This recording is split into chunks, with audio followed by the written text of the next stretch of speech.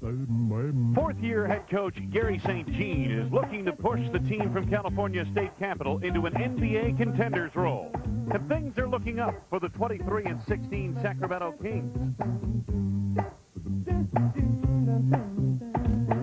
Led by four-time All-Star guard Mitch Richmond, the Kings are in the playoff hunt in the West. But tonight they face the NBA's record-setting phenomenon of Michael Jordan, Scottie Pippen, and the Chicago Bulls. Bulls and Kings are next.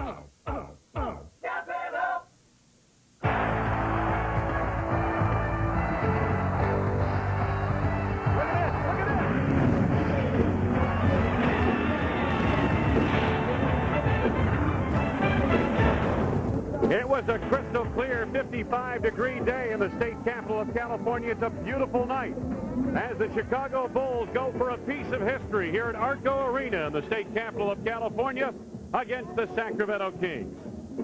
Hi, everybody. I'm Wayne Larrabee. Welcome to Bulls basketball late night here on WGN. The Bulls have won 16 in a row. That's a franchise record. The record they seek now is an NBA record for best start ever in the history of the league.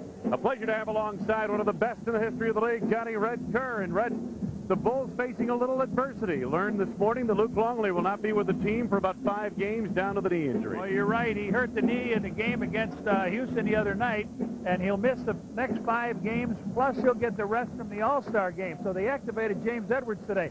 So he had a chance to catch up with Phil Jackson for the game, and I said, what does this do to your center rotation now, Coach? Well, strange as it may seem, we had brought James Edwards along on this road trip to start getting in condition with the team. Actually, on Monday of this week, he started practicing with the full unit.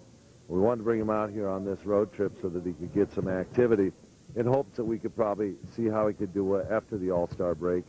And lo and behold, this incident happened, and we have an opportunity to activate him right away. So our rotation tonight will probably be Bill Wennington, James Edwards at the backup, and Dickie Sipkins in situational problems that we have out there in the court where we need a smaller center or a situation which we need someone that knows the offense a little more intricately than James. Take a look at these numbers. They can be best summed up as awesome. Well, a 16-game winning streak is terrific, but look at that. The first perfect month in franchise history, 14-0. You know, there's a number up there that you pointed out to us at our production meeting earlier today that isn't on that screen, and that's the Bulls' road record at 17-3 is better than most teams at home. Absolutely. They've done a great job here on the road. Well, let's take a look also at this situation as far as the Bulls are concerned. This team and Houston, impressive in victory, not so much from the fact that it was a pretty sight, but the big guns struggled in that ball game, and yet this team won by 11. You're absolutely right. Scottie and Michael did not have the quality games they normally do, but the bench players stepped up. Steve Kerr had 17 points, which is his high this season, 4 out of 6 from three-point range. Tony, just as good, 16 points, and they really rallied in the second quarter. Now they'll face a team here tonight that likes to get up and down the floor, and 2 excellent guards. Tyus Edney is going to be an all-rookie selection, and Mitch Richmond's going to the All-Star game for the 4th time. That's right. Mitch Richmond is tough. He will be a shadow of Michael Jordan tonight. He can really put it up. Tyus Edney, he had 14 assists in the last game, and that's high for rookie with this club. You know, the Bulls are a team that has proven it can play in the half court, the tough Eastern style of basketball in the NBA. But they also like to get out here in the West and run a little bit. Yeah, they can run. If you want to open up and let the Bulls run, they'll run. You might want to slow them down, play half court, because I don't think this team is as quick as the Bulls. All right. The Bulls and Kings are just ahead. We'll be back with the starting lineups. The opening tip just ahead on WGN.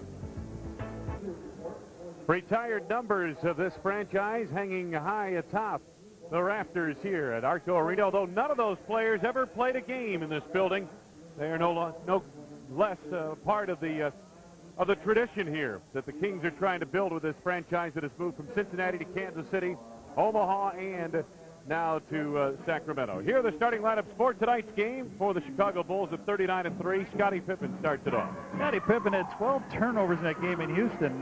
We hope he cleans it up tonight. All right, Dennis Rodman. Dennis is very upset about being left off the All-Star team, but he continues to lead the league in rebounds. In the middle, Bill Wennington gets the call as a starter. Bill Wennington hasn't had much time in the last couple games. He'll get some tonight.